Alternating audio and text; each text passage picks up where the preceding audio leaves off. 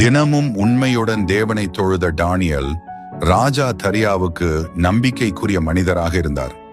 ஆனால் சில அதிகாரிகள் பொறாமைப்பட்டு அவரை அழிக்க ஒரு தந்திரம் திட்டமிட்டார்கள்.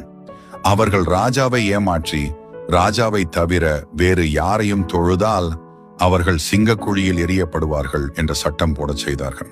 ஆனால் டேனியல் எப்பொழுதும் செய்தது போல ஜன்னலை திறந்து மண்டியிட்டு உண்மையான தேவனைத்தான் தொழுதார். அத்தினால் அவர் பிடிபட்டார். ராஜா மிகவும் வருந்தினாலும் அந்த சட்டத்தை மாற்ற முடியாமல் டேனியல் சிங்கக்குழியில் எரிய வேண்டிய நிலை வந்தது. அந்த இரவில் தேவன் தமது தூதரை அனுப்பி சிங்கங்களின் வாயை மூடச் செய்தார். டேனியலுக்கு எந்த சேதமும் ஏற்படவில்லை. அடுத்த காலை ராஜா அவசரமாக வந்து பார்த்தார்.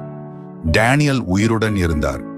ராஜா தேவனை புகழ்ந்து டேனியல் என் விசுவாசத்தை கண்டு மகிழ்ந்தார். தேவனை நம்புகிறவர்களை தேவன் எப்போதும் காத்திடுவார். நீங்க நம்பினால் ஏமேன் என்று கீழே காமெண்ட் பண்ணுங்கள். கர்த்தர் உங்களை ஆசீர்வதிப்பாராக.